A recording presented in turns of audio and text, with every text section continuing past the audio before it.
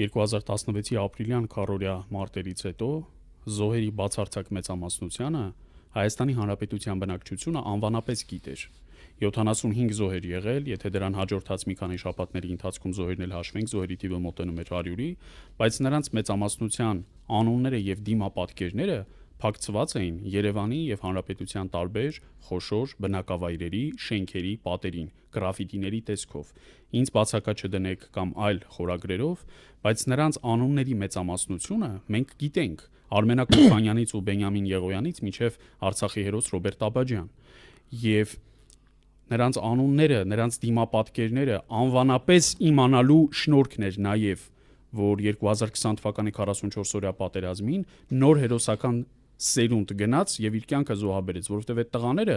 իրենցից 4 տարի ընդամենը ավակ տղաների սխրագործություն էին տեսել ու նաեւ տեսել էին, որ պետությունը մենակ չի թողնում իր զինվորին, որ պետությունը շնորհակալ է նրան եւ հիշում ու գնահատում է հանուն իրեն թափած արյունը եւ գնահատում է նրա սխրանքը։